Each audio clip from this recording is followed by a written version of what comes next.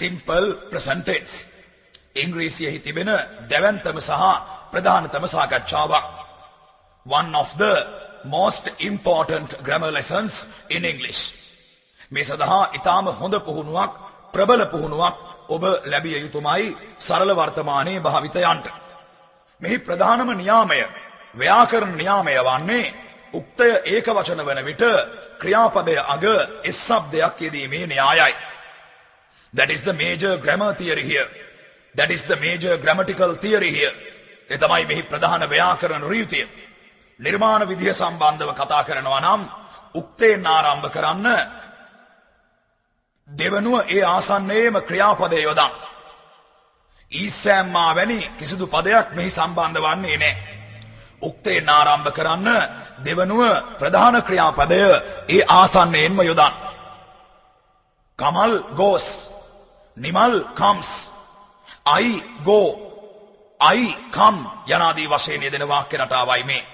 උක්තය ඒ ආසන්නයේම ක්‍රියාපදය කර්මපදයක් තිබෙනවා නම් ඒ කර්මපදය තුන්වනුව. If there is an object, that object thirdly. කර්මපදයක් තිබෙනවා නම් ඒ කර්මපදය තුන්වනුව යෙදිය යුතු වෙනවා.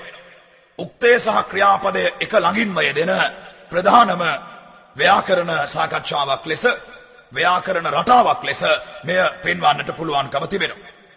එහිදී I සහ you ඇතුළු බහුවචනය වෙන්ව ගත යුතු වෙනවා.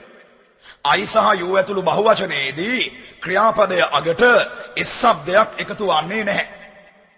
නමුත් අනිකුත් සියලුම ඒකවචන පද සමග ක්‍රියාපදය අග එස් શબ્දයක් එකතු විය යුතුයි. මේ තමයි මේ වාක්‍ය රටාවට සම්බන්ධ ප්‍රධාන ව්‍යාකරණ න්‍යාය. I සහ you ඇතුළු බහුවචනයේදී ක්‍රියාපදය අග එස් શબ્දයක් එකතු වන්නේ නැහැ. You don't have to add a sound with I and you. අපි සබ්ජෙක්ට් එක උක්තය පාවිච්චි කරන්නේ I සහ you ලෙස නම් ක්‍රියාපදය සාමාන්‍ය ක්‍රියාපදය ලෙසම යෙදිය යුතු වෙනවා. I සහ you බහුවචන ගණයේ නියෝජන ලෙස මතකයේ රඳව ගන්න. ඒ අනුව මම යනවා I go. මම එනවා I come. මම වැඩ කරනවා I work. ඔයා වැඩ you work. ඔයා යනවා you go. ඔයා එනවා you come. නමුත් අනෙකුත් සියලුම ඒකවචන පද සමග ක්‍රියාපදය අග එස් શબ્දයක් එකතු විය යුතුයි. මේ තාම දැඩිව ඔබේ පරිකල්පනයන්ට එකතු කරගන්න. උක්තය ඒකවචනයක් වන විට ක්‍රියාපදයාගේ එස් શબ્දයේ යෙදෙන ඉංග්‍රීසියෙහි පවතින දැවැන්ත ව්‍යාකරණ රටාවක් මේ. නිමල් එනවා මෙහි හැමදාම. Nimal comes here every day. එස් શબ્දය ලස්සනට ඇහෙනවා, කිසි කිසි ගාලා ඇහෙනවා. වසන්ත යනවා ගෙදර හැමදාම. වසන්ත goes home every day. ශාන්ත දන්නවා මේක. ශාන්ත knows this. කාංචනා කැමති මේකට. Kanchana likes this. නාමලී විශ්වාස කරනවා ඔයාව. නාමලී believes you. I සහ you ඇතුළු බහුවචනයේදී එස් අකුර නැහැ ක්‍රියාපදය අග. නමුත් අනෙකුත් සියලුම ඒකවචන පදවලදී ක්‍රියාපදයාග එස් අකුරක් එස් શબ્දයක් එකතු වෙනවා. මේ එස් શબ્දය එස් අකුරෙන් එකතු වෙනවා, es මගින් එකතු වෙනවා, ies මගින් එකතු වෙනවා. මේ රටාව භාවිතා වන්නේ කවර භාවිත සීමාවක් තුලද යන්න මීළඟට අපේ ප්‍රධාන අවධානය යොමු විය යුතු සාධකය වෙනවා. මේ මොහොතේ කරමින් සිටින ක්‍රියා නොවේයි මෙහි ප්‍රධාන ඉලක්කය වන්නේ.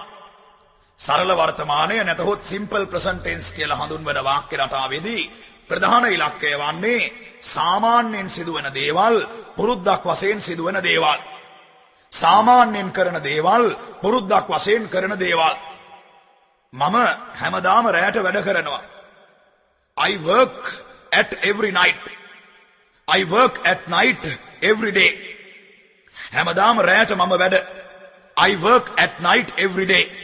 I am working කියලා නොවේ මේ අප යොදන්නේ. I work කියලා යොදන්නේ. මම ගෙදර යනවා හැමදාම. I go home every day. මග නවතින්නේ නැහැ බෝඩින් ප්ලේසස් වල නෙවෙයි මම ඉන්නේ. මම හැමදාම ගෙදර යනවා. සාමාන්‍යයෙන් කරන දෙයක්, පුරුද්දක් වශයෙන් කරන දෙයක්. I go home every day. මම එනවා මෙහි හැම සතියන්තයකම. I come here every weekend. I සහ you බහුවචන නියෝජන.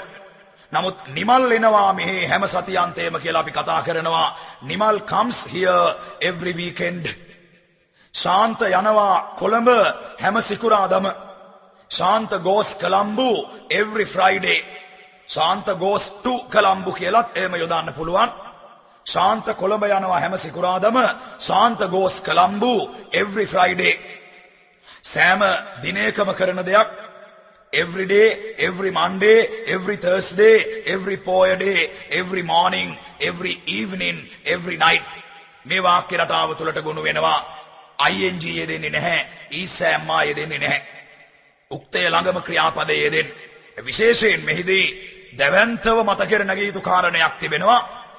everyday කියන වචනය යෙදෙන කිසිම අවස්ථාවක every day, every Monday, every Thursday වැනි පද යෙදෙන කිසිම අවස්ථාවක I am going, I am coming ලෙස යොදන්න බෑ. present continuous යොදා ගන්නට බෑ. මේ ප්‍රධාන නියාමයක් ඉංග්‍රීසියේ. This is one of the major grammar theories in English. ඉංග්‍රීසියේ ප්‍රධාන ව්‍යාකරණ නියාමයක් මෙය. I am going, I am coming. She is going, she is coming වැනි වාක්‍ය සමග every day, every Monday, every Thursday වැනි ප්‍රකාශ යොදන්න බෑ. දැඩිව මතකයට ගන්න මේ රීතිය. ඒ අනුව හැමදාම මම එනවා කියලා කියනවා නම් අනිවාර්යෙන්ම every day I go විය යුතුයි. every day I come විය යුතුයි. හැමදාම මම මෙහි එනවා. every day I come here. හැමදාම ඔයා කරනවා මේ අත්වැරද්ද. every day you make this mistake. එතන කරනවට මම පාවිච්චි කළේ make කියන වචනය. make make. හැමදාම ඔයා කරනවා එකම අත්වැරද්ද. every day you make the same mistake. every day you make the same mistake. හැමදාම ඔයා කරනවා එකම අත්වැරද්ද. මම කැමතියි නිබන්ධනයේ පෙන්වා තිබෙන නිදසුන් කිහිපයකටත් ඔබේ අවධානය යොමු කරවන්නට. සාමාන්‍යයෙන් සිදුවන දේවල් හෝ පුරුද්දක් වශයෙන් සිදුවන දේවල් නැතහොත් කරන දේවල් හැඟවීමේදී මෙම බස්වහර යොදා ගැනේ. මෙහි තවත් විකල්ප භාවිතයන් කිහිපයක් තිබෙනවා. නමුත් ඔබේ පළමු නිබන්ධනයේ පෙන්වා තිබෙන සීමාව තුල පමණයි මම ඉදිරියට යන්නේ.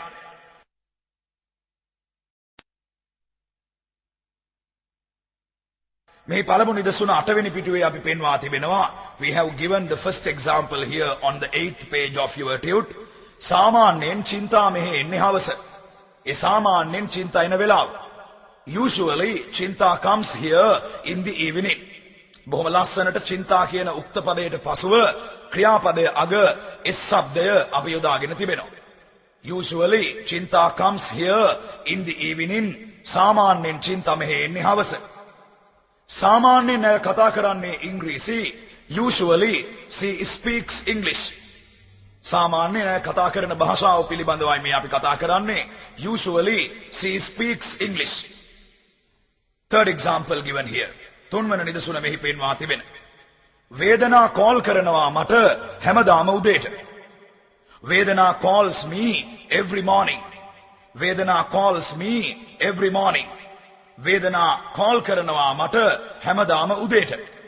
දැන් මේ කැසට් පටේම අග අප පටිගත කොට තිබෙන country roads ගීතයේ අවසන් භාගයේත් ඔබට සරල වර්තමානයේ සහිත යෙදුම් කිහිපයක් හමු වෙනවා. I hear her voice in the morning hour she calls me. I hear her voice. මට ඇහෙනවා ඇගේ හඬ. එහි උක්තය I වෙලා තියෙනවා. ක්‍රියාපදය hear. සාමාන්‍යයෙන් මට ඇගේ හඬ ඇහෙනවා කියලායි කියන්නේ. I hear her voice in the morning hours. උදේ පැයවලට තමයි ඇගේ හඬ මට ඇහෙන්නේ. She calls me. එය මට කෝල් කරනවා. එහිත් උක්තය she වෙනකොට call කියන ක්‍රියාපදයේ අග s ශබ්දය යෙදিলা තියෙනවා. ජනප්‍රිය country roads ගීතයේ අවසාන භාගයේ ඔබට ඇහෙන පදපේලියකුයි මම මතක් කළේ. I hear her voice in the morning hour she calls me. The radio reminds me of my home far away. The radio reminds me. ගුවන් විදුලිය මට මතක් කරලා දෙනවා. The radio reminds me. එහි උක්තය the radio කියලා යෙදලා තිබෙනවා. මතක් කරනවට ක්‍රියාපදය remind. remind කියන ක්‍රියාපදයග s ශබ්දය යෙදලා තියෙනවා. The radio reminds me of my home far away. එතන of කියන නිපාතයෙන් ගැන කියන අදහස ලබා දෙනවා. ගුවන් විදුලිය මට මතක් කරලා දෙනවා මගේ නිවස ගැන ගොඩාක් දුර ඈත තියෙන. far away බොහෝ දුර ඈත. සාමාන්‍යයෙන් සිදුවන දේවල් පුරුද්දක් වශයෙන් කරන දේවල් මේ රටාවට අපි ඇතුළත් කරමු. මම හැමදාම ඉස්කෝලේ ඉන්න පයින්. Every day I come to school on foot. හැමදාම මම ඉස්කෝලේ ඉන්නේ බස් එකෙන්. Every day I come to school by bus. මෙතනදී බස් එකෙන් නම් by bus කියලා අපි යෙදුවා. නමුත් පයින් කියනකොට on foot කියලායි අපි යෙදුවේ. හැමදාම මම එන්නේ පයින්. Every day I come on foot. විශේෂයෙන්ම සරල වර්තමානය නම් වූ මෙම වාක්‍ය රටාව භාවිතා වෙනවා every day, every Monday, every Thursday වැනි පද සහ usually යන පදය සමග. සාමාන්‍යයෙන් ඔයා එන්නේ දෙකෙන් පස්සේ. Usually you come after 2 o'clock. ඇයි ඔයාද වේලාසරින් ආවේ? Why did you come early today? Why did you come early today? Usually you come after 2 o'clock. සාමාන්‍යයෙන් ඔයා එන්නේ දෙකෙන් පස්සේ. සාමාන්‍යයෙන් නිමාලි එන්නේ 6න් පස්සේ. නමුත් එයාද වේලාසරින් ඇවිල්ලා. Usually Nimali comes after 6 o'clock, but today she has come early. But today she has come earlier. වඩා වේලාසරින් ඇවිල්ලා she has come early.